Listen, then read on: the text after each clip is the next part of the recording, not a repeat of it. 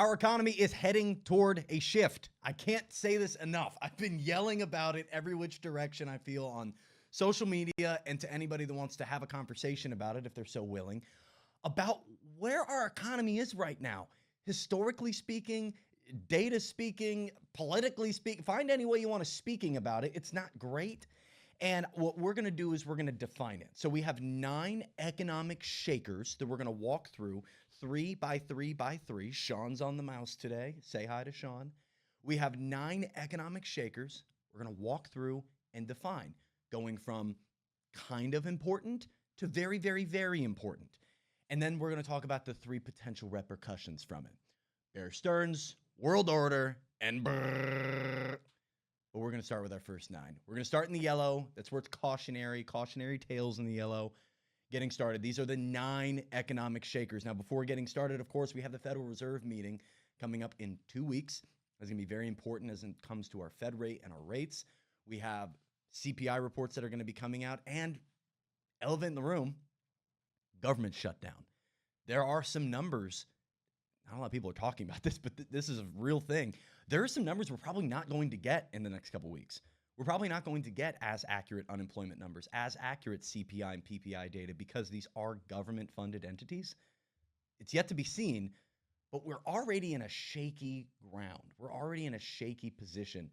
And I got to be honest, it feels like I have the opportunity to see it from a different light than someone who might be struggling on the ship, wondering what's going to happen and why is it going to happen. So let's talk about why it's actually happening, what could happen from it, and then at the very end, the very tail end, if you're interested, I'm not a financial advisor, but what you could do about it. Because not a lot of people at the very least are saying what you could do about it. So let's get started with our first 3 in our economic shakers. The first one, uncovering, that's my drum roll, the debt. The debt has been a problem in our country for a very long time. We are now upwards of 3.7 trillion, 3.7 followed by 11 digits in debt. Do we have the debt clock brought up? If you're watching on video, holy cow. So if you're watching on video and you want access to this, this is the the USDebtClock.org. It marks every single type of debt, categorizes the debt, and it's a bit overwhelming, to be honest with you. The main one is going to be over to our far left, the one that we're going to be talking about, which is the $37 trillion in total U.S. national debt. Now, of course, as we shoot this, October 2025, this is the lowest this number will ever be. In fact, at the beginning of this video will be the lowest number that the U.S. national debt will probably have ever been at, and by the end will be a much higher number. That's just the way our debt works. It is a rolling clock. Oh, they added the little Doge clock to it. How cute. Nice little Doge marker. As we can see, even with the Department of Government Efficiency taking some off the top, that number continues to trickle up. Why is that important? And who is the debt being paid to is what a lot of people don't understand, though. If someone were to say, hey, who does the U.S. owe our debt to? What would be your answer? The answer is we have a long P&L sheet of different expenses. We have expenses from everything from our military industrial spend, one of our biggest ticket items, Medicare, healthcare, but a large part of the debt that's growing now to over $1 trillion. And I don't even think you're going to find it. Oh yeah, right there. Interest on debt. If you see it with that little, see the little nuclear mark? Yeah, that's the one. Over $1 trillion now. The interest on our debt is now larger than our defense budget. Look at that. The interest on our debt, for the very first time ever, is now above our industrial war spend. The money that we like budgeting for flying jets and throwing missiles, we love doing that, by the way. We love opening up bases in countries that don't want us there. We love creating proxy wars out of other people's problems. We love oil. We love these things. You'd think we'd set aside a pretty large budget for it, and we do. But now the interest on our debt is superseding that. This is a problem because of where the debt is going to, not only, but also where the interest is getting paid out to. The interest gets paid out to investors. When somebody is buying up American debt, they're buying up what's called a bond. And when they're buying up that bond, they're promised a return on that investment.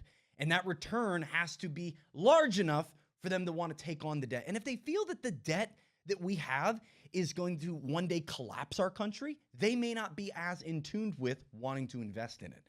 Think of investing in a business. Sean, if he was running a business and came to me and said, hey, I need $500 to fund some debt I need to go into to start my origami company, I'd be like, great. What's the money going toward? What debt do you need to go into to start your origami company? I'm very interested. How are you going to fold this into fruition? And he's going to walk me through the numbers, and then I'm going to eventually, potentially, take on his offer and give him this money, give him this new debt, give him this new credit so he can go start his origami business. It's what he's been passionate about, people.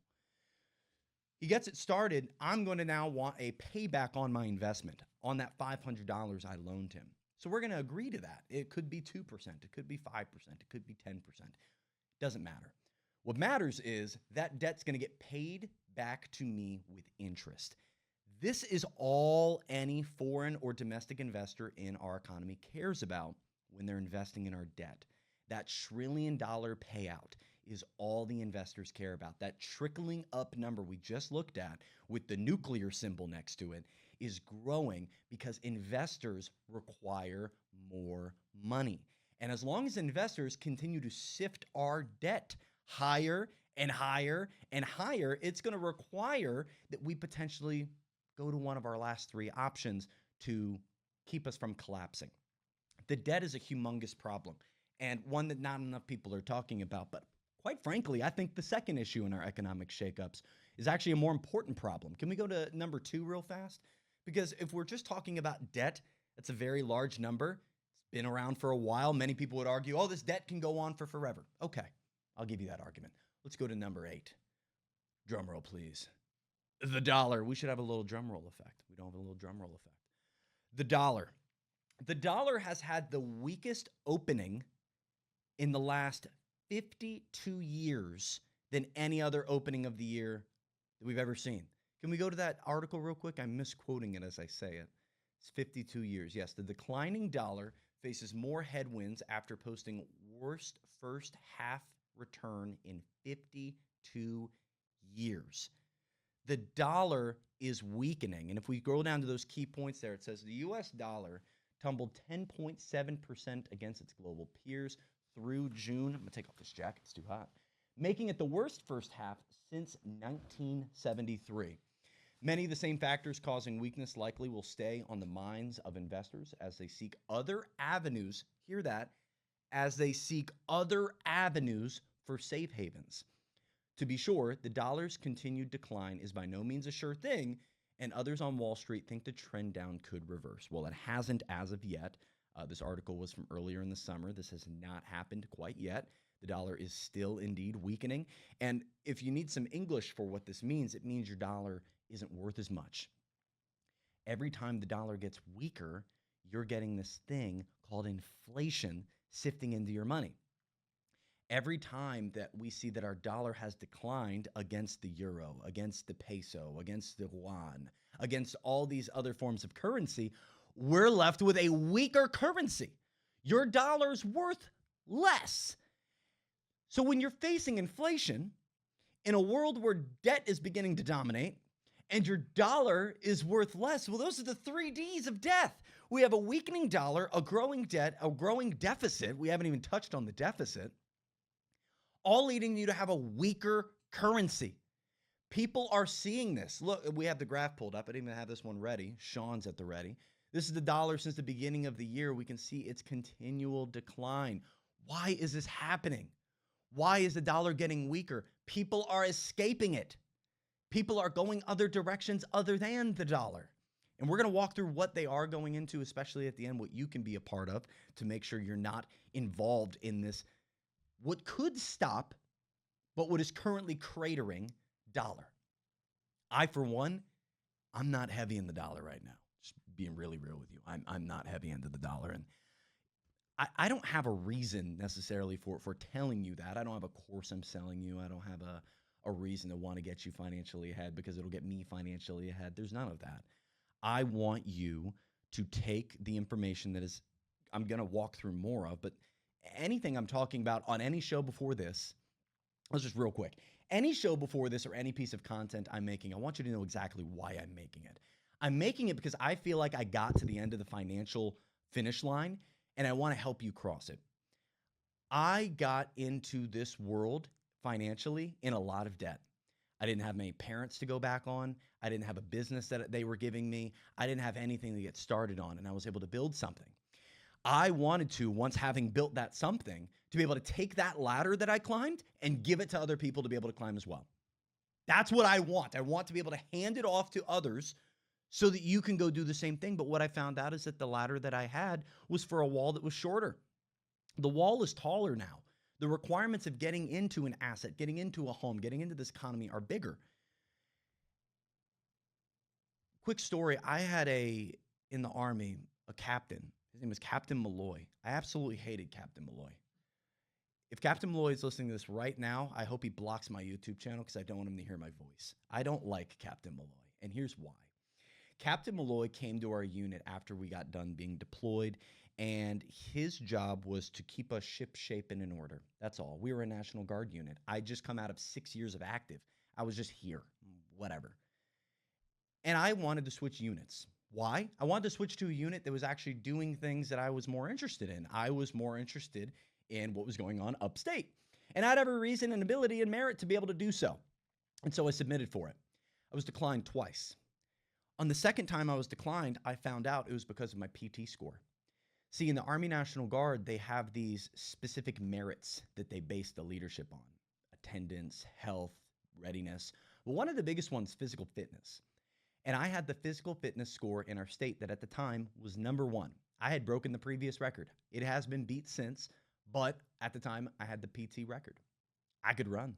I could push up. I could sit up. What can I tell you? I was the best at it. And not really. But that, to Mr. Captain Malloy, was a reason to keep me there. And he kept me there for my PT score. He declined my transition request for my PT score. So the very last PT test I had the opportunity to go out and do, we got ready. Captain Malloy's out there. And I now knew that the only reason that I couldn't leave this very unit was because I was being utilized for my merit as to why he was a good leader, because I could run fast. And so on that PT test, I ran as fast as I humanly could. I got to the end of that finish line for 2 miles at 10 minutes and 52 seconds. That was pretty good for me. Not my best, but pretty good. And I remember getting right up to the finish line. I sprinted as fast as I could down the last line to it. All the people in the timers waiting at the line. I was the first one to be able to cross. I got to the finish line, and I stopped. I turned around, and I walked back, and I started helping other people cross the line. And I started pushing them so that maybe they, who were going to fail, could get through without failing. And I did that for 1 person, and then 2 people, and end up 20 or 30 people before crossing the line at my bare minimum. I then did the same thing for push-ups, same thing for sit-ups. And I walked over and handed my PT card to Captain Malloy with a big old smile on my face, knowing I completely jacked up what he wanted. Because now I had a terrible PT score. That's what I want financially. I want to be able to bring you to the finish line. Meanwhile, the people who are staring at the finish line, the overseers, the leaders, they don't really want you to succeed. They just want a couple people that they can point at and be like, look at that guy. He's doing it. Why can't you do it? Full well knowing it's not the same thing. Full well knowing it's a completely different system. So as we're walking through this again, I just want to be clear about the agenda here. There's no class, there's no course. I have nothing I can give you other than my own knowledge and own experience. And we are sitting in an economy that I believe is faltering, an economy that is sweating at its knees, and we aren't doing anything about it. So with that being said, let's get into the third economic shaker. The debt, the dollar. And now, number 3, what's it going to be? It's shaken. It's like a Pokemon. It's about to evolve. It's consumer spend. Consumer spend right now is a humongous problem. We're going to breeze through this one. The main reason for it is because 52% of all consumer spend is from the top 10% of income earners. Just that. Just think about that one. 52% of the dollars being spent as a consumer, going to Macy's, going to the mall. Do people go to the mall? I don't even know. Just Amazon. You're ordering pizza because you're in your underwear and you don't want to talk to anybody. So you're getting on the app and you're asking for them to bring you pizza while you're in your underwear. Some person's going to get out of their house, go get the pizza from the pizza store, bring it to you. That's consumer spend. And that consumer spend is being anchored by the top 10%. This is why we are in this K-shaped environment where it feels like some people are doing great. Some people are feeling fine. Some businesses are doing great. Why? Because they're being anchored by the people that can afford it. And the bottom 50% of income earners, the bottom 90% of income earners, are the other 48%. 90% of people are 48% of our consumer spend, while the top 10 are 52% of it. That problem right there is going to turn on its head at some point. That is not sustainable. These three line items, just the first three we've gone through, the basics, are not sustainable. Our debt, our dollar, and the way we have our consumer spend kind of playing out, it's not sustainable at all. So what's the next one, Sean? Let's get into number 4. Now we're getting into some more complex. Burnt orange. Burnt orange signifies complexity in my world. What do we got, Sean? What do we got? We're shaking it. We're moving it. What's it going to be? Inflation. Joe, what do you think about inflation? Joe's in the back. Joe has takes. A little good, a lot bad. A little good, a lot bad. I like that. Yeah. I like that. A little. When you say a little good, what's the little good? Match GDP. Huh? Just, when it matches salary increases and Yeah. cost of living increases. If wages actually went up. Yeah. Yeah, that's fair. So inflation is this big topic, but a lot of people don't know there's different types. There's different. Yeah, that was good, dude. We're gonna do that. We're gonna do that more. I'm gonna bring you up to the seat so we can do more of those. Inflation can be broken up in a lot of different categories. So we have cost push inflation, we have demand pull inflation, monetary base expansion inflation. There's a lot of different types, and you just get thrown this word inflation and told things are more expensive because. It's not really because. There's a reason for it, and we can always historically go back to what caused the initial inflation, and it's always been one thing. It's always been money printing. Anytime we're bringing more money into the system, anytime we're expanding the monetary base, anytime we do that, we see inflation. We see a weakening of the dollar because there's more dollars in existence. It makes sense. But what we didn't necessarily have to have was the inflation that reamed through our economy from 2020 to 2023. This was greedflation. This was nothing more than greedflation because what we had happen was a supply chain breakdown. Everyone didn't know what was going on. People weren't leaving their houses. You had to wear a mask. You had to be 5 feet apart from people. You had to get 7 different injections to be able to be safe in front of grandma. You had all these different things going on. You didn't know that everything was also getting more expensive. That companies, because they were having to pay less on payroll and sending people home, they were actually able to increase their prices a little bit. And because they sent you stimulus checks, you had extra money to use. Oh, this is interesting. People are paying more money even though they have to stay home. Online shopping is going crazy. And we're feeding them money so they can go and spend more? This is incredible. We love this. And so for 2.5 years, mixed with money printing and a low rate, we got greedflation. And that inflation isn't transitory, as some people would lead you to believe. It's sticking around. It's not going away. And the inflation we're seeing happen right now is not dead. Do we have the BLS graph, Sean?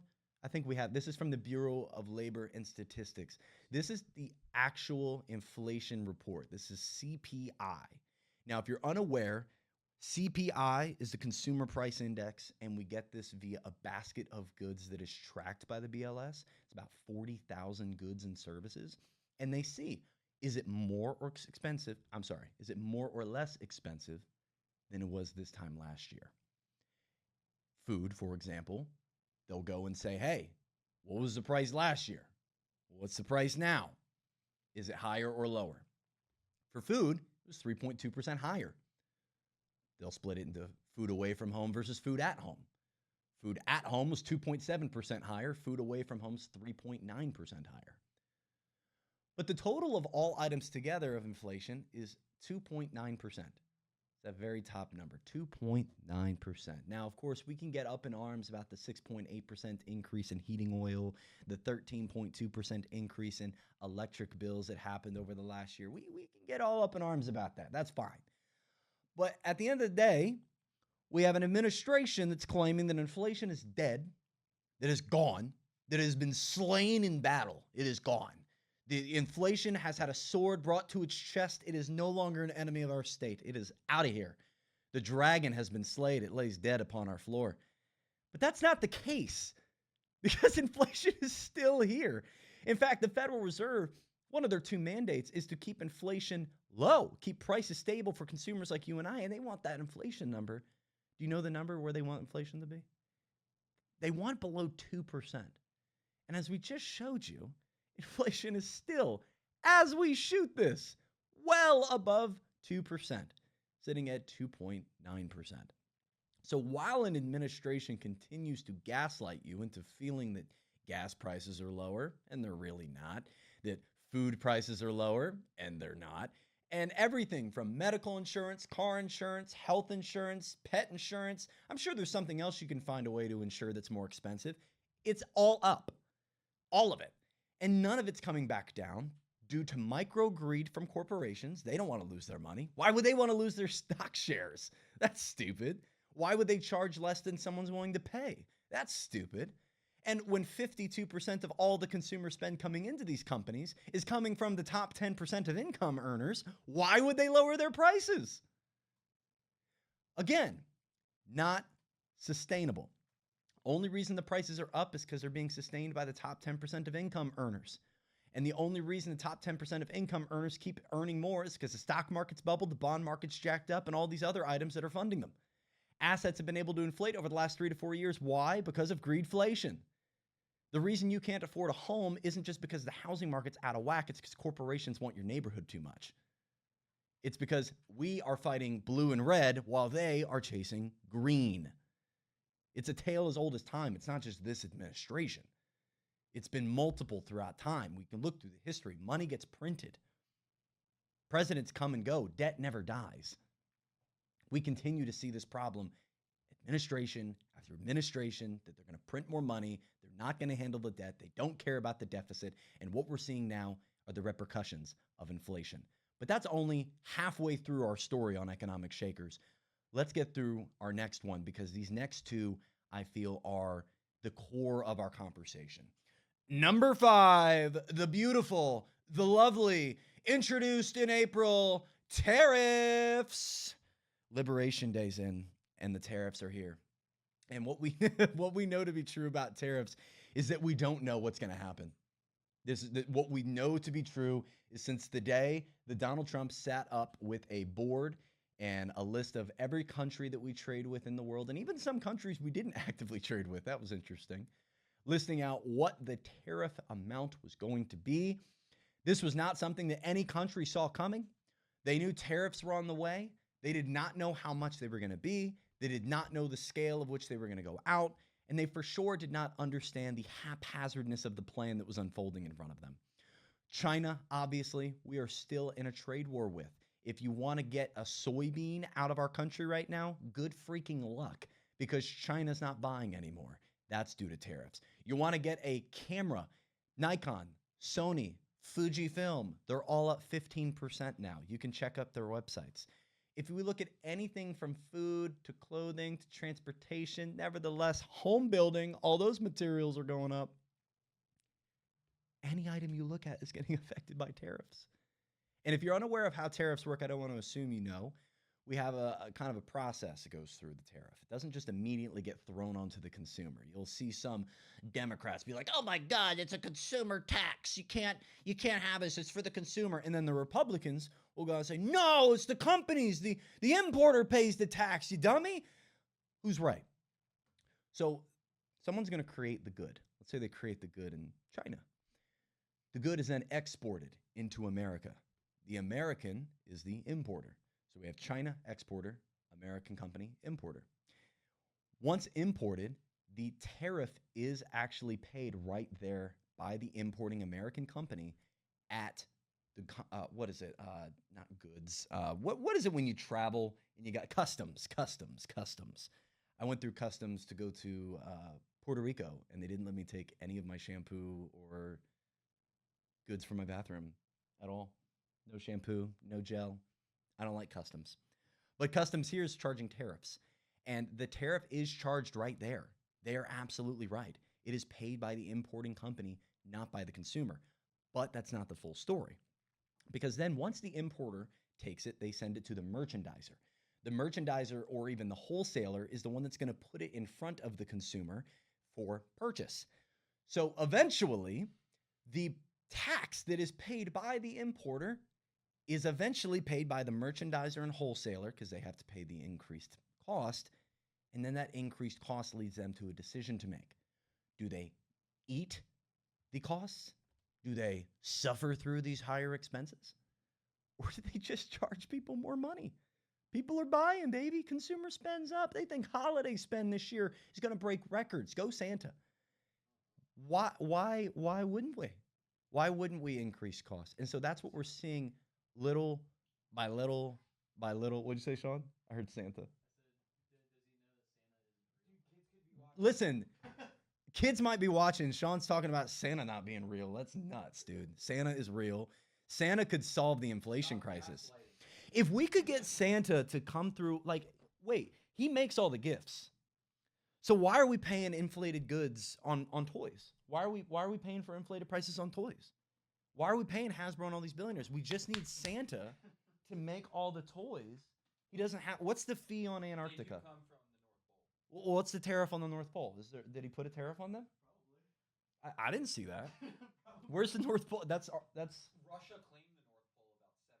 years ago. So Did they really? yeah, So Russia claimed it? they put a flag at the bottom of the Arctic Ocean under the ice. So Santa and Putin are paying the same tariff, Mark? No, Santa Santa works for Russia. works for Putin. Maybe. Got it. Okay. Dang it. So that doesn't work then. So he couldn't create all the toys because he falls under the tariff. Dang it. Okay. We tried. So tariffs are a huge problem that are becoming more of a problem. This is not a gunshot. It's like eating fatty foods. It's slowly eating our way into our system. It's not immediate, but the heart attack doesn't come from a gunshot. It comes from too many French fries. Little by little by little, we're just getting more fat in the system, more in the system, more preservatives and red dye 40 in the system. And it's leading to a weaker economy, from our dollar to our relationships with these other countries. Let's talk about just the relationships. All these other countries got smacked in the face with a number, just some random number. And they were supposed to just pay it. I'm America first. You can see the hat. But we shouldn't just be smacking around other world leaders. We're all floating around on the same blue marble. We're all breathing the same air. Like the fight against the climate is a fight we're all fighting together. A fight for peace across our countries, a fight that we're fighting together. So I don't really understand the fighting back and forth. And as we had recently, Donald Trump made a tweet about tariffs and China and President Xi, and it sent the markets reeling. We still haven't fully recovered from that. Probably will recover by the end of this week, but we still haven't recovered from a tweet about tariffs. So tariffs are a very big, very important topic. But the next one is where people are feeling it the most right now. If you're Gen Z, if you're a graduate of college, is that Santa Claus? Is that Trumpy Claus? Did you just make that with AI, or has that already existed? So Being sold on Amazon. So wait. Can you go to the Amazon link? This is being sold on Amazon right now. How much is this? I might want it. $42. Oh my God, it's $42. That's Did it make yeah, it 45 or 40? I'm about to say, why isn't it 45 or 47? That was really easy. They were so close. That was so close to being fun. Okay, 47 for that size. What size is that one? Sean, okay, so I just want to put it out there. Sean hates Trump. Would you get mad at me if I had that hanging in the office? If I just had it in the background? If you gave somebody money, maybe $129. no better price found. No better price. Well, because it doesn't exist anywhere else.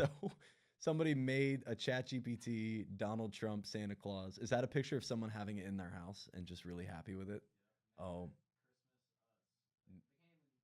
MAGA Christmas us. I feel like reading the reviews for this could be its entire podcast in itself, just to hear what people are saying about this wonderful product. Oh man, we're getting into the weeds. You're gonna destroy my Amazon algorithm. Oh no! What are those? AI generated Christmas gift. Not the Donald Trump AI Christmas ornaments. All right, we got to get to number 6 for those listening who are heated by this current economy that are like, when are things going to get better? This topic right here is the one you probably feel the most gaslit about the most. It is the big JM. It is the job market. The job market is in a flux, a bit of a catch-22, if you will. Because if we look at just standard U3 unemployment, we're at a 4.2%. And if we look at the U6, we're at about 7.3, 7.5% that moves around. Ultimately, though, not numbers that are jarring to look at, not like the post-2008 crisis where we have 10+% unemployment, not like the Great Depression of the 30s where we're seeing 20+% unemployment, 1 out of 5. The problem with today's job market's different. It's not just the numbers on the surface, but the weeds underneath that are growing. We've been tracking unemployment the same way for over 100 years via a phone tree and business surveys. We call up people and say, hey, what's up, Sally? How are you doing? This is the BLS, Bureau of Labor and Statistics. You got a minute? And of course, she's going to take this voluntary survey because she has all the time in the world. Of course. What's going on? And she's going to walk her through a bunch of questions, one of which is, are you employed? Why, yes, I am. What about the people in your home? Oh, yep, they're employed, except Raj. Raj has been struggling. He's a little young nincompoop. He doesn't know what he's doing yet. He can't really find a job right now. I keep telling him he's lazy. And the Bureau of Labor and Statistics can be like, great, well, is he looking for work? And we're like, yeah, he's been looking. He's still looking. Okay, well, he's not counted as unemployed if he's looking. Oh, okay, got it. Well, he's also doing DoorDash. He did a couple DoorDashes last week. Oh, he did some DoorDashes? Oh, he's super not unemployed then. He's very employed. We can't count him to unemployed if he's actively trying to find a job and also making $14 every time he delivers a cheeseburger. We can't count that. And then we look at who's actually participating in the labor force. You might say on that phone, also my grandma's here, but she's disabled, so she doesn't work. And this person over here, he doesn't want to work. He hasn't been working for 4 weeks, and he just decided he's going to quit. He doesn't want to participate anymore. And those people are moved into the non-participating labor group, not unemployed. And so if you're just simply not participating, been looking for more than 4 weeks, haven't found a job, or you're doing at least one Uber, DoorDash, something, you're not unemployed. I would just like to pose one question to you in 2025. If you were faced with being fired from your job, put yourself in that scenario real quick. We need to be empathetic. Put yourself in the job that just got released. You're fired. You're fired. You're gone. Get out of here. I hate you. And you're out the building. You have to go home. What do you do next? Do you immediately search for another job? Maybe. Do you make a long Facebook post about how you hate that company? Maybe. Do you probably try to find some form of income to make up for it in the meantime? I'd say probably. Probably, at least while you're searching. And are you going to go get those $800, $900 a month from those unemployment checks? Maybe. But it doesn't really matter because the Federal Reserve and Bureau of Labor and Statistics don't look at unemployment claims anyway. They don't look at that data. That isn't factored in U3 and U6. But you're probably going to get Uber. You're probably going to go DoorDash. You're probably going to sell Etsy AI ornaments of Donald J. Trump on Amazon to try to make something. And that's the world we live in. That's the gig economy we live in. And our job market, our unemployment numbers do not track the gig market properly in any way, shape, and or form.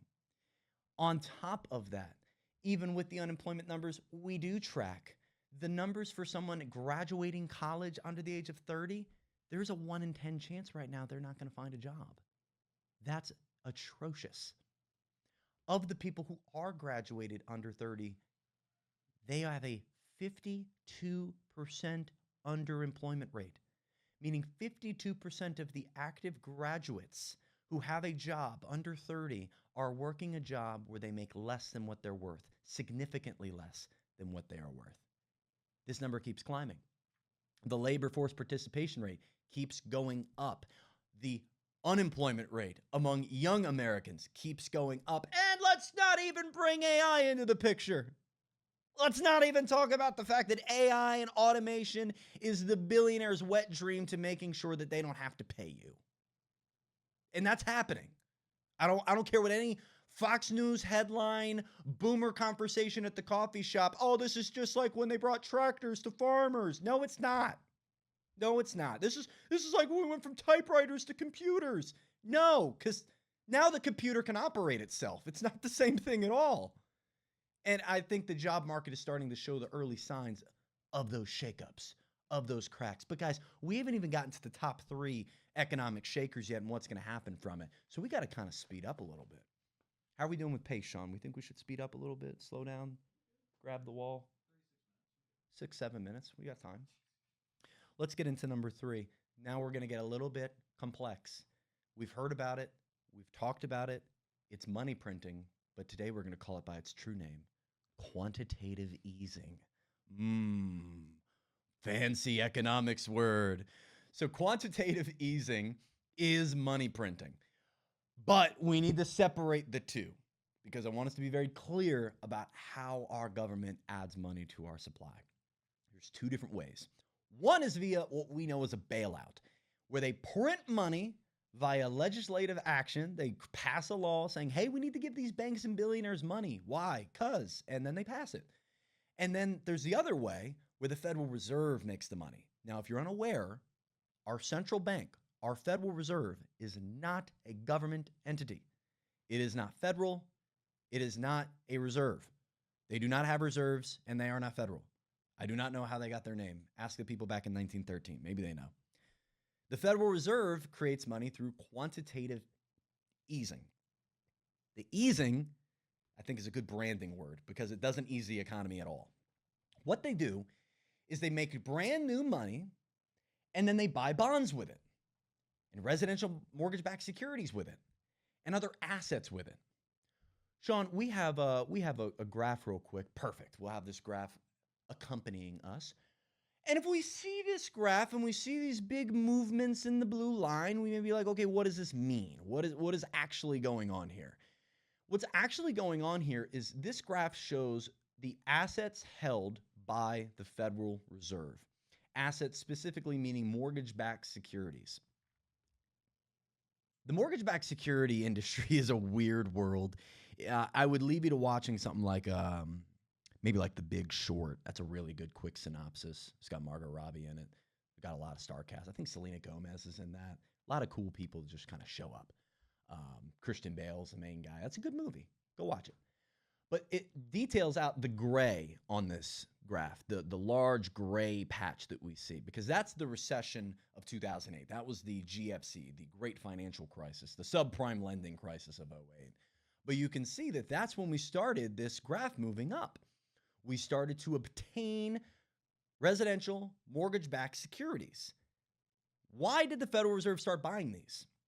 Why did they also start buying bonds? And where did they get the money to even do it? Because you may just see a blue line. These numbers are in trillions. Trillions. The number that you're seeing okay, so let's go to the top of that first hump real quick. Top of that first hump. What's that number? 1.18? Yeah, 1.118. That's not 1.118 million. That's 1.118 trillion. Add 6 more zeros to that number. And that's the amount of assets the Federal Reserve took off the market. Now, why is that important? They took it off the market because rates were staying high. The only way they could get rates to die is by taking off the supply. The only way that they could get the bond market to allow for lower mortgage rates was by coming in the heat of the night to buy up the bonds that no one was buying up the mortgage-backed securities nobody wanted because nobody was buying them. Nobody trusted our economy. Nobody trusted our housing market. So the Federal Reserve said, hey, crazy idea. What if we make new money that never existed ever and just buy up the stuff no one wants? That will lower the rates, wouldn't it? And it did.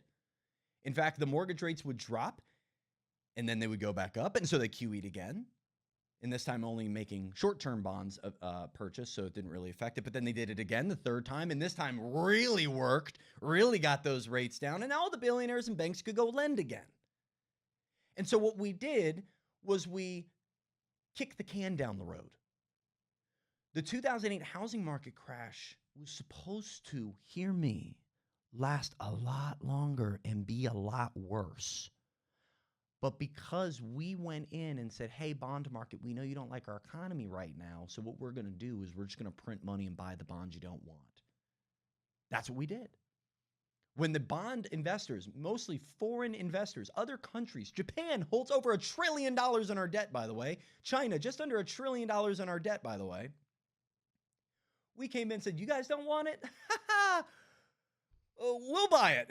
It's ours now. You don't want the drugs, we'll buy our own drugs. The drug market's great. That's actually a decent example. If you were selling powdered sugar, you're selling powdered sugar by the brick, and you need to move this stuff, and all of a sudden people stop paying good money for your bricks of powdered sugar. Does that mean that there's a weaker powdered sugar market? Yes, it does. Less people want to buy. And if you were to come in and say, actually, I'll buy it. I'll buy the stuff that people don't want. What does that mean about the powdered sugar market? Does that mean it's better or worse? Or probably still just bad?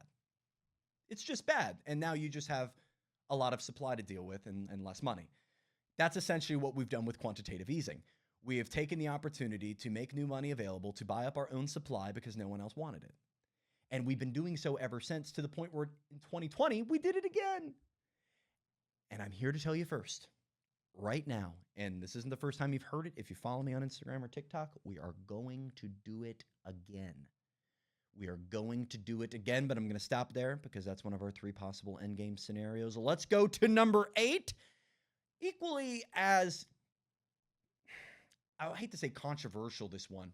It's a big headline, one that a lot of people don't understand, honestly.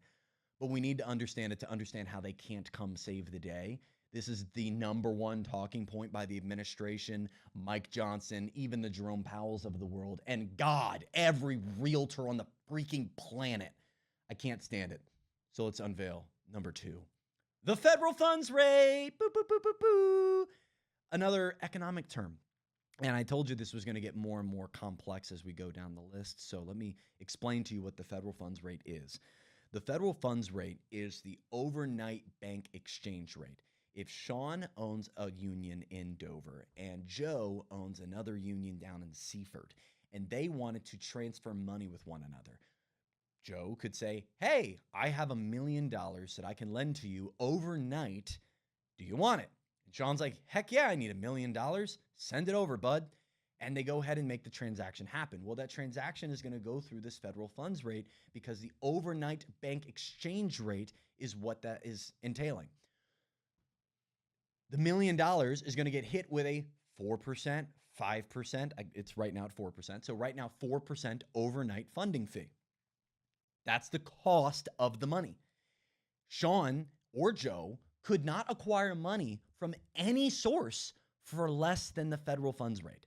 That is the cheapest money available on the market. So, with that being known, what do you think happened in 2020, 2021, and 2022 when that Fed rate was 0? Banks were able to loan to people like you and I at extremely low rates. Why? The bond market allowed for it. And B, because their own profit margins allowed for it. If Joe can go lend money to Sean for 4%, why in God's name would he give you a mortgage for 4%? Sean's going to pay the money right then. Done. I get my 4%. Meanwhile, I have to wait 30 years to get my money from you? That doesn't make any sense. Now, of course, it's amortized and they're getting a larger sum, but the point of it being is a bank can't offer a lower rate than the federal funds rate is offering because there's other fees involved in the lending practices, in the overseeing of the bank, the managing of the bank. You have underwriters, you have legal, you have a lot of other fees that go into lending money. And so this federal funds rate is a headline number, but we have to understand, and we're going to tackle in the last part, which we're not going to hit yet, but the last part's the most important, the bond market. The Fed rate is the overnight exchange rate for banks. And it is the headline rate for what people want when they say, I want lower rates. When you say, I want a lower car rate, when you say, I want a lower mortgage rate, I want a lower rate on being able to finance a gecko, it doesn't matter what you want to finance. The Fed rate comes into play, and these rates come into play. If you want a lower financing rate on financing that new gecko from the pet store, you are going to be faced with a higher number today than you did in 2020. And so you are going to probably see a headline that says, Jerome Powell won't cut the rate. And you'll be like, I can't get in my lizard because of Jerome freaking Powell. I hate that guy. And that's not really the full story. See, Jerome Powell and the Federal Reserve are in charge of the Fed rate. But let's actually flash back to September of 2024 with the Fed rate. I don't know if we have the 30-year mortgage pulled up anywhere, Sean, but if you could pull up like the last 2 years of the 30-year mortgage rate, I would love that. Because the federal funds rate actually got cut this time last year. This time last year, we had a whole 100 points taken off the federal fund rate. A whole 1% was taken. We went from 5.25 to 4.25. But did the 30-year mortgage rate go down? It did not. In fact, for the first time since the late 70s, when the Fed rate went down, bond markets went up. 30-year mortgage rates, car rates, rates to finance lizards from pet stores all went up. Meanwhile, the overnight funding rate went down. So why? Why did that happen? If the Fed rate goes down, rates go down. So this is our last 30 years. So this is 2010. Can you put it to the last just 5 years? There we go. Beautiful. So let's zoom into, I'm actually going to ask you to make this, if you can go to the actual dates, if you could plug in 2024, 8, 9. Just back it to 2024 and then 8, just so we can see this really clearly. I want us all to be able to watch this really clearly. So this is the 30-year mortgage rate. Now, can you find September for me, mid-September of 2024? Going back. Yep, it's going to be right around there. Oh, okay, so we need to do a little bit. We need to do a little bit more. Could you put 8? I thought it was 8. Just hit enter.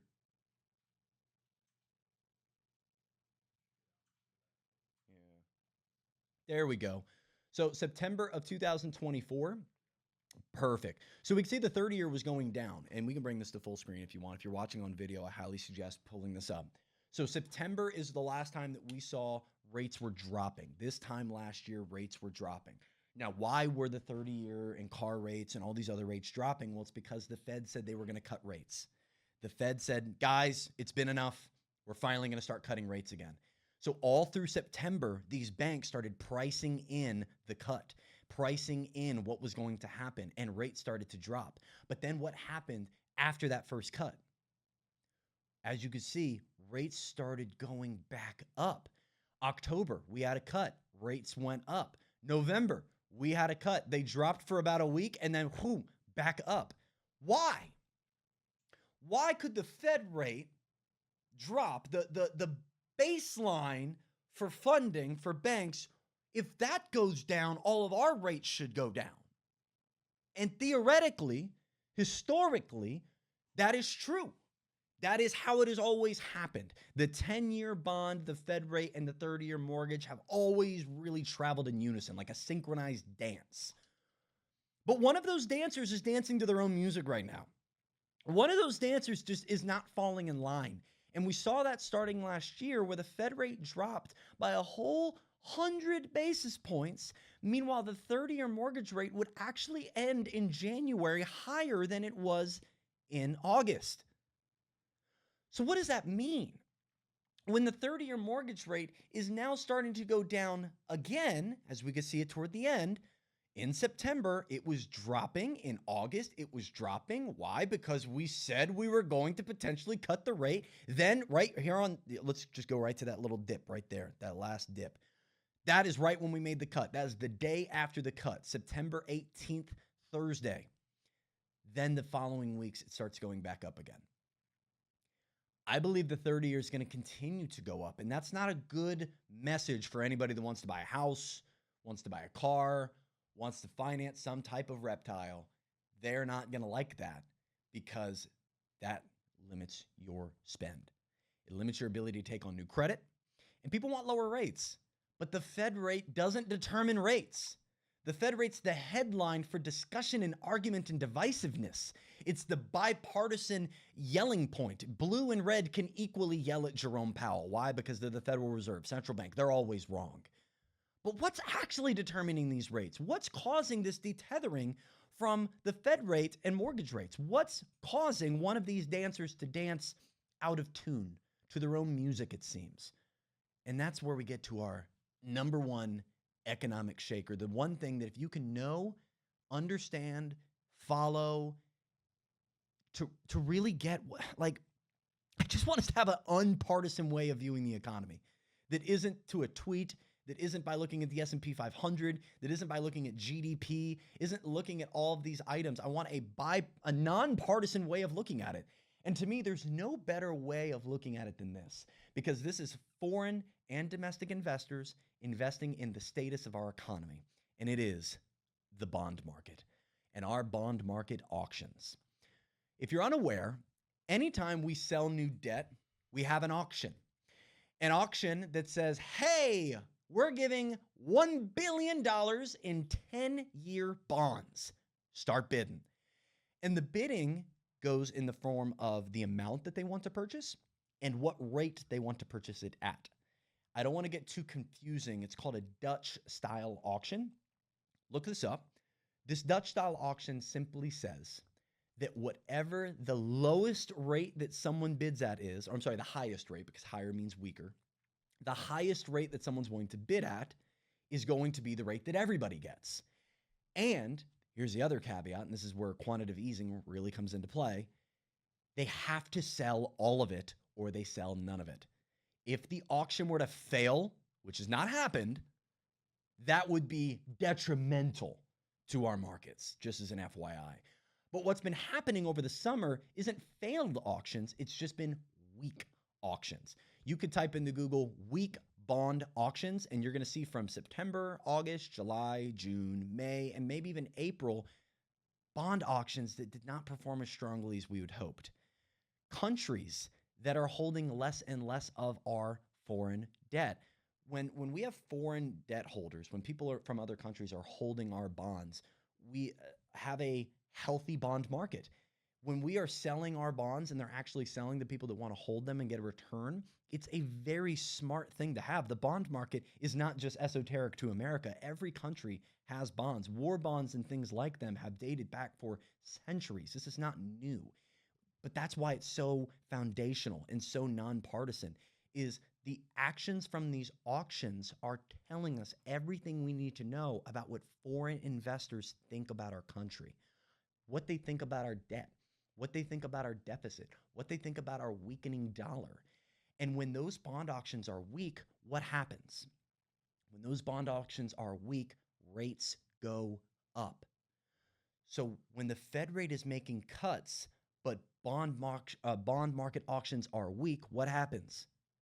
Our rates go up. Banks get a cheaper rate to lend to one another in. Joe and Sean can still send money for cheap, but we get higher rates.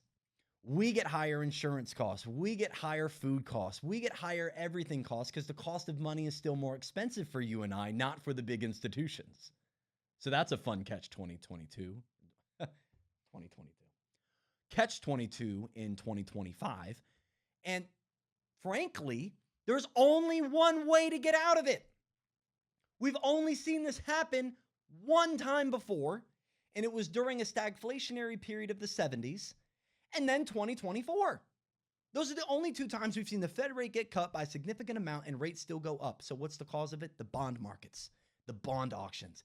if people don't believe in our dollar and they don't believe in our economy and they don't believe that our debt is going to lead us to a good place, because it's not, they're going to speak with their money and they're not going to invest as heavily, or they're going to require higher rates of return to take on this investment. You don't think these other countries, by the way, are watching what's going on? You don't think other countries are watching the way that we're handling foreign war and the way that we're just sending $20 billion to Argentina on a whim? You don't think that they're watching the amount of money that's gone into Israel and what's soon to be the rebuild of the 85% turn to rubble Gaza? That's going to cost money. Where do you think they're going to get the money from? Where do you think other countries' mindsets are when they're watching our debt grow? They're watching our government be shut down with no real way that we're going to get it reopened. Conversations haven't really been fluent or positive or public at the very least. You think other countries are watching this while holding $1 trillion worth of our debt that they make a return on, thinking, is this going to be a solid investment long term? They're not watching our credit rating drop and thinking, They're not watching tariffs and thinking, They're not watching our inflation, our entire generation struggle financially and thinking at the least, I think they are. And I think we're starting to see it in the bond markets. We're seeing it in the last 6 months in the bond markets, actually, not just seeing it. And QE is going to be one of the main ways that we can fix this quote unquote problem. And that's where I want to get to our 3 results and how you can get ahead of it. So that's our foundation. We're sitting on some shaky foundations with Mr. Santa Trump somewhere in the midst of that. Santa Trump brings many gifts, many of which to all across the world. He brings tariffs to all. Under your tree, a new tariff for you. It changed. Now it's different. The gifts can change. The gifts are subject to change. It's in the fine print. Bear Stearns. Bear Stearns is probably the most likely result of all of this. Bear Stearns was the first bank that collapsed in March of 2008. I have a fun little story about that we can touch on. But March of 2008, Bear Stearns crashes. Why do they crash? They hold a lot of toxic mortgage assets, from CMOs to just subprime conglomerates. They have so much just icky investment. The way this happened is people were getting loans that they shouldn't have had. Subprime loans, ninja loans even. And a ninja loan was a no income, no job, no asset required loan. You could walk into a mortgage office, say, hi, I have a job, trust me, and they give you a mortgage. It's essentially what it was. And holding all of these subprime mortgages, when people stopped paying on their subprime mortgages because they were ultimately too expensive for what they could afford to pay because of adjustable rates meaning their mortgage payment was different every single month. When rates started going up, they couldn't pay, the note stopped performing, and Bear Stearns failed. This is called a credit crunch. And the credit crunch really got bad after the Lehman Brothers crash of September of 2008. The credit crunch started the downfall. Y'all, housing has never caused a housing market crash. Never. In fact, there's only been 2 housing market crashes, and they were 1929, 2008. Both started by a bank failure. Both started via a credit crunch. And both ended up favoring the billionaires and corporations to buy things up at scale at discount. Meanwhile, the working class suffered high unemployment rates, low wages, and ultimately suffered. These are the 2 times we've seen this happen. So I don't take it lightly to say that this could happen again, because, again, it's not a benefit to the middle class in any way, shape, or form. And with unemployment going up due to things like AI and what we've already talked about in automation and tech, with wages not keeping up with productivity really since the 80s, and a home now being 4 times the cost based off median living wage than it was in 1993, there's not a lot of room for credit crunch. There's not a lot of room for credit crunch before things got really bad. And so I think a Bear Stearns-like event, a bank failure-like event, could happen within the next year or less because banks are not getting the returns that they were receiving. See, in 2004, there was a change to the margin investment that companies could make, and it allowed them to basically invest with money that they didn't have. It's called margin investing at a higher tick. So there's more money that doesn't truly exist that's floating out there. And we cannot forget the fact that in 2010, Citizens United allowed for all of these new laws to get created via lobbying to help create a better system for billionaires and corporations to make more money. This is not something that is supposed to scare you when it comes to a bank failure, but it's supposed to be something that we can look back to historically with some obvious eyes to say, okay, 2008, this is what caused it. 1929, this is what caused it. What led up to it? And what led up to it was way too much debt, way too many people that were in over their heads, and an unaffordable market.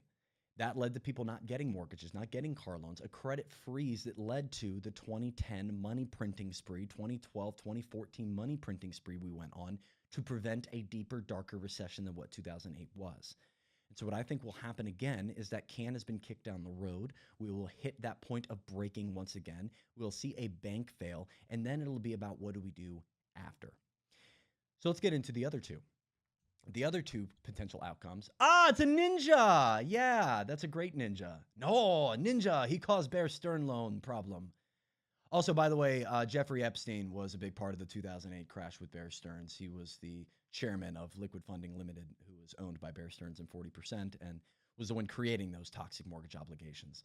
And then he was let go from his chairman position just before the 2008 housing market crash, which is kind of weird. And then he also died in 2019 summer, right before COVID, which is also just kind of odd. I'm not tying any strings together. It's made out of straw, not tin. The New World Order. Let me shout out Mr. Ray Dalio for option number 2. Option number 2, I think, is the least likely, by the way. And I think option number 1 and number 3 could coincide with one another. But there is a chance number 1 and number 2 coincide with one another.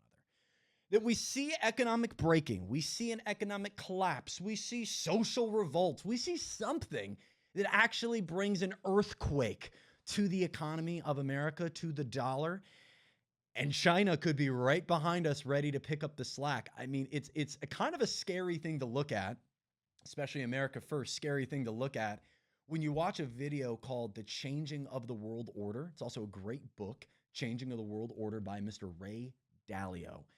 He is an economist. He's been an economist for many decades, and he believes that we are walking through the changing of the world order.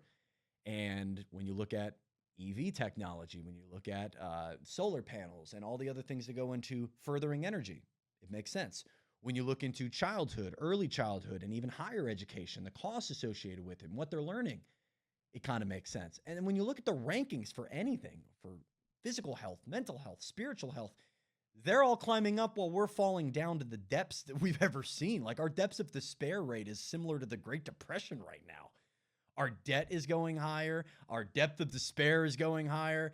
And countries like China are honestly building infrastructure to overtake.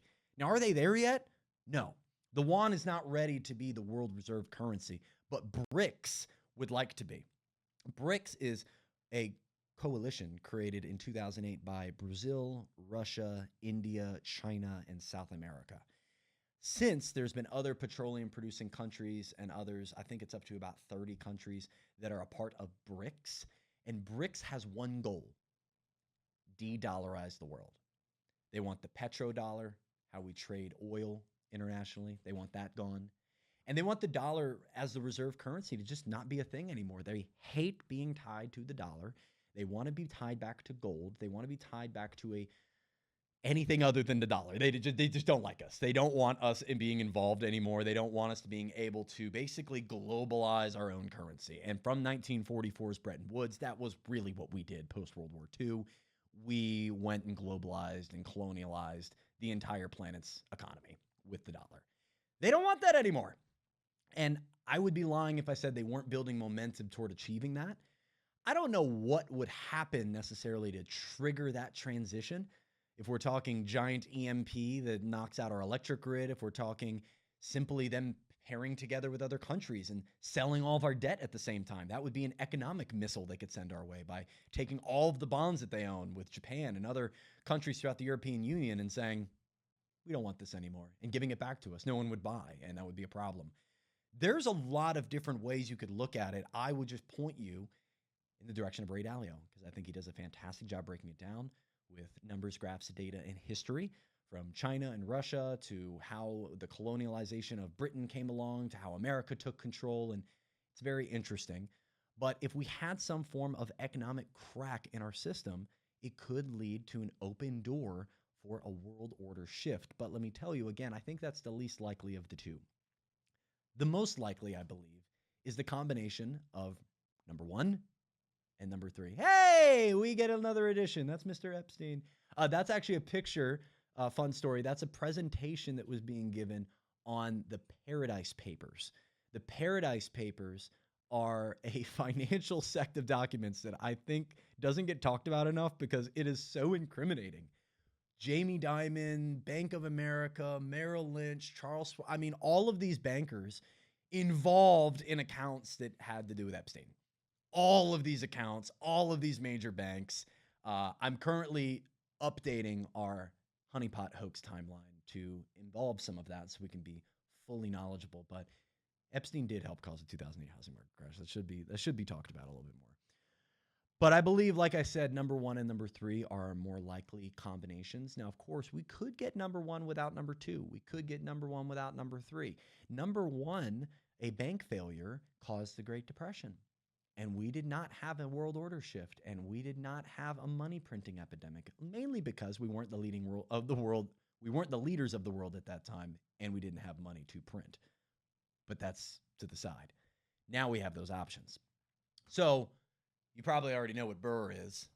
We're breaking out the money printer, baby. I believe with my entire heart of hearts, as I sit here in front of you in the fall of 2025, that the money printer is going to get used in 2026. It has to. It frankly has to. Two reasons I believe it has to is because we have to refinance our debt and we have to unlock the credit market. The credit market is headed toward a freeze up. We're heading to a point where people do not make enough to be able to afford new debt, and that screams a giant red flag to banks because we are a debt-fueled economy. If you are not creating new debt, if new credit is not being created and allocated to the normal everyday American, our economy fails. We are debt-based. We live on debt. We sell and package our very debt to investors across the world. We are a debt economy. We're not creating debt. We are not growing. Our GDP literally cannot grow without debt expansion. The debt clock, you can go on to that. All those numbers on there are going to keep expanding because the debt just expands. So this is one reason why they want to lower rates. If they print money, they can lower rates. That's our secret tool. That's our secret superpower of being the world reserve currency. And what one of Russia's diplomats just came out and said. He said they're probably Americans just going to blockchain everything and get rid of their debt, and or they're just going to print more. They're just going to do what they've always done. They're just going to print more money. And that, to me, is another reason why the BRICS of the world are just digging their heels even further into their own answers, their own economic paths forward, because we're so untrustworthy as a world reserve currency. We overdo our superpower way too often. And we're going to do it again because the only way that we can refinance our debt to a sustainable amount while simultaneously getting the credit market unlocked is by printing more money to buy our long-term debt that other people don't want. The bond market's getting weaker every auction, and the dollar keeps weakening, all while all the inflation metrics still show inflation's not gone. All of these lining up, we're not just in a place where the Fed is considering, do we cut our rates? They're even talking already about stopping QT, which is the opposite of quantitative easing. They've been trying to sell off their assets for a bit of time.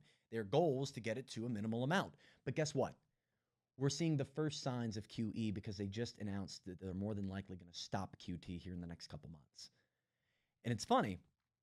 We normally don't operate in a quantitatively neutral Federal Reserve since 2008. We either add money or we take away. We add to the assets or we take away from the assets. And so when I hear that we're about to pump the brakes on removing assets, it makes me believe that we're about to switch gears and move over into printing money, adding assets, taking bonds off the market, taking mortgage-backed securities off the market. And no, this will not lower home prices. It more than likely only raises them. No, it would not lower the cost of your health insurance. It will more than likely raise it. This would cause monetary base inflation, which is the core root of all inflation and monetary weakness. If we add to it, it is worth less. If you have powdered sugar in a bottle and there's no water in it and you add a bunch of water to it, it's now just watered down powdered sugar and no one wants it anymore. That's what's happening to our dollar. It is watered down sugar. And there's arguments that what we're going through, and we can bring back up that graphic real quick with these economic shakeups, is we're going through a gold rush. There is the argument for that via money printing and via tech and via AI and via this growth in our economy, this incredible growth we've seen in the S&P 500 and stock markets, that these all-time highs are legitimate.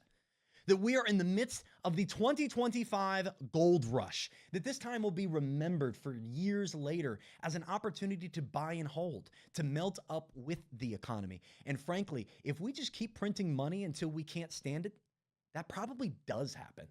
We probably do have some form of melt up if we don't see a bank crack or another world order dominant country get in the way of us. We probably just print money and melt up.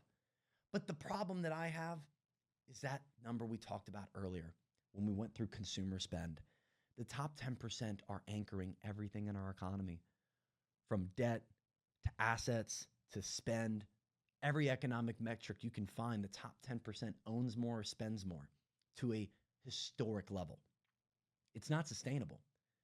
When the normal everyday American coming out of college can't get a job, can't start a family, and can't even get started in the process of thinking about buying a home, there's a problem. And to me, it's not sustainable. Put all politics to the side. All countries look at our country through some slightly shut eyes. They're like, what's going on there? What's happening? Are we actually witnessing the fall of an empire, or is this a speed bump? Is this economy really traipsing toward world order shifting signs? Or is this just a little haze, a little economic fog that we work through and we come out on the other side better for it? What I would say is that you can prepare for either. You can prepare for either by holding on to value that is internationally found to be valuable. Gold and silver are two very easy examples. Other countries hold gold with its high level of value. And only recently did America shift back to accumulating more gold. Our central banks have been accumulating gold. European central banks, China central bank, Japan central bank, all been accumulating gold for the last 5-6 years. That's odd. America, we won't show our Fort Knox. We won't audit it. We won't bring cameras in, even though we said we would do it. That's odd. Gold is becoming a more valuable asset than ever before. I don't think the rip up of gold is done. If you're saying, oh, gold's already at all-time highs, I don't think it's done. I do not think it's done at all. Silver, all-time highs, don't think it's done. I think silver could get over $200. It's currently like 51. And I'm not a financial advisor. I'm trying to show you some tea leaves. I'm letting you read them. If the dollar weakens, metals go up. If you think we're going to melt up, and if we print into our economy and AI is what we think it's going to be, it probably will. At least the top 10% of stocks buy an index fund. Spider, SPY, you can hold these, and they're a piece of all of the S&P 500. You can hold on to that. And the last thing I would tell you to do is, if you own a home, do not sell it. If you can get into a home, I would advise buying it. As long as you can afford that payment, 3 times that payment, you could pay it 3 times a month. That's my marker for you. If you could buy that property and pay for that monthly payment 3 times a month, all expenses to the side, you could possibly afford it, because home prices probably keep going up, y'all. I hate to say it, but there's a stronger chance that home prices double than home prices crash. Now, if we were to see a crack in the system, if we were to see a credit crunch, it could lead to a soft weakening of the housing market. But guys, 40% of homes in America don't even have a mortgage. 1 out of 3 homes purchased in 2025 so far. This is a new number, 1 out of 3. It used to be 1 out of 5. 1 out of 3. We've gone from 20% to 33% of homes in America are purchased by investors. What's going to force that mass sell-off that's going to cause home prices to crash? What's going to cause it? Yes, there's some regionality in southern Florida and Austin, Texas, and California, and Honolulu, and Nashville, Texas, and Denver, Colorado, but that's not the major American market. Hold real estate, hold physical, tangible assets. I'm telling you, I don't know what it's going to be. Hence why we're laying out the factors and the potential outcomes. I'm not Nostradamus. My crystal ball's been out of business, out of work, in the shop for years now. I can't say a thing of what's going to happen in the future. But I think we have some tea leaves that we can sit out here and read with one another. And all I want to be is the person that turned around at the finish line to come grab you. I got to the end of my own economic timeline. I'm fine. I run a business. I have a house. My wife and I, we have a car that's affordable. We were able to buy before 2020, the big calling card. I feel like I'm in a position where I don't have to worry about getting the top PT score anymore. I want you to pass. I want you to get to the finish line. And financially, I believe we are walking into a really bumpy scenario these next 6 to 12 months. And if you hold something tangible, it'll probably be a benefit to you. Could also be beneficial, just move to Italy. That could work too. That's up to you. But that's really it. Sean, Joe, is there anything else I need to hit on, tack on? Any last takes? I want takes from the boardroom. As the conversation continues behind me, I'm going to go ahead and round us out. Thank you for listening to episode number 32 of the Zach Faust Show.